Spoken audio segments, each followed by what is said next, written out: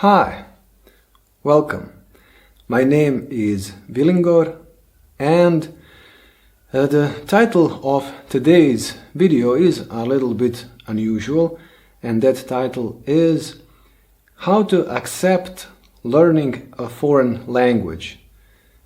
It is a little bit of an unusual phrase that is not used commonly, but yet I encountered that problem, and maybe you did too, and so I want to share with you my story and how I resolved the problem. So right now maybe it's not very clear what I'm talking about, but as I continue to explain, hopefully it will become clearer what I'm trying to say here. I want to learn English, to improve my English, because I'm making these videos and it's important for me to be good at speaking English, to better explain myself for my audience, and to be successful at making videos that are interesting and pleasant to watch. So it is important to speak English well. So I am making a conscious effort to learn English ever better every day, to improve upon it and to develop it and all that. And then I encountered something curious. I encountered a psychological blockage to learning a language. I noticed a certain resistance within me. I did not want to learn English better. I did not want to have an English accent, proper English pronunciation. I did not want to form the phrases in a proper English language manner, which is weird. Well, why would I not want to do that? There were some feelings inside me that kind of were blocking me from learning. I was not sinking in the language, English language, like a sponge, but there was some psychological resistance. And I needed to look into it, because that was something that was holding me back. And when I looked into it, when I looked into myself, when I observed it, I noticed that it was because it is a foreign language. It's not my native language. It was something that is strange, that is not mine. It's foreign. My native language is Bosnian. Let's call it Bosnian. And English is not mine. It's foreign as a language. And so it's strange, it's unusual, and I also am afraid of losing my native language, of forgetting my native language.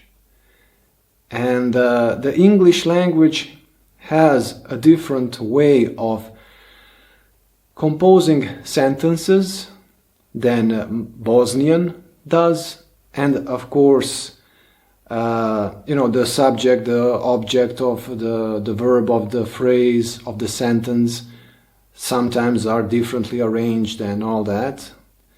I mean, Bosnian from English, there's a difference in that sense, in sentence construction, and of course words are different, and of course the accent is different. The pronunciation of even sounds and letters is different. And so I did not, there was this, where was I? I go off beam sometimes when I talk about these things. Yeah, so because it's so different, because it's so foreign, I was afraid of losing my accent on my native language. And I needed to find a solution to this problem, because again, it was stopping my learning of a new language, which I want to learn. And I consider myself to be a citizen of the world. I don't consider myself to be part of any particular nation. I don't care much about borders and flags.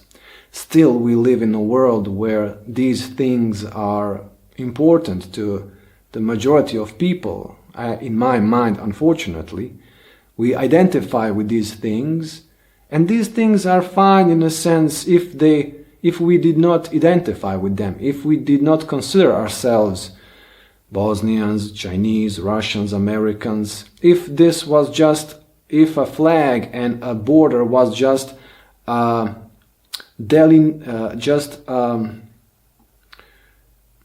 geographical location, but not something that we identify ourselves as. And that would not be a problem. But unfortunately, we identify ourselves as Americans, as Bosnians. So when somebody says something offensive against Bosnians, I get offended. And I don't think that's a good thing. And I don't think nationalism is a good thing. As I said, I don't think flags in general and borders in general are a good thing. But still, I think in terms of me and mine. Not that I want to necessarily, not that I think that it's a good thing, but I do. No matter what I consider myself to be, when I look into my thoughts, into my feelings, that's what I feel, that's what I think. And one gets drawn into the world of words, right? Into the world of concepts. And this is not a good thing. And so I try always as much as possible to identify these identifications that I do, and I try to correct them. So, with all that being said, what was the solution to the problem? And the solution was quite surprising. I thought a little bit about this problem, and a thought came to my mind, but wait a minute, my native language, the Bosnian, it was also a foreign language at some point. When I was a baby, my native language, and calling it native is already a problem, my native language was foreign. I did not, as a baby, I did not know how to speak my native language. And gradually, year after year, little by little, at first using only simple words like mama or papa, gradually, little by little, I improved. I got better at speaking it. But at some point I was terrible in speaking my own native language because it was something foreign to me. I did not know the words, I did not know the sentence structure, I did not know nothing about it.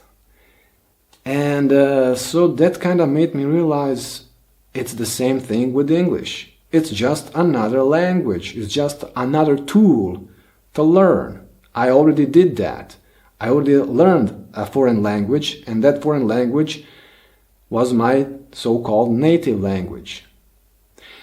And so this new language that I'm learning is no different from my native language, because the native language I learned also. So I can learn this one also, and nothing is lost, in a sense. I'm just acquiring another tool. It's not mine. It's not foreign, the other language. It's just another tool that I'm acquiring as I acquired my native language too. And maybe it's a problem of even calling it a native language, because then it's like unique, it's specific to me.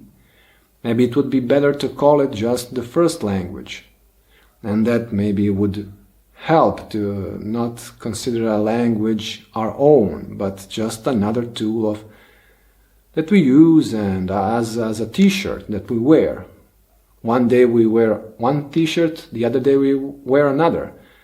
Well, but we don't get stuck on just one t-shirt and just one color of t-shirt and think, well, this gray t-shirt that's who I am, and wearing a t-shirt of another color would be a treason or would be strange or weird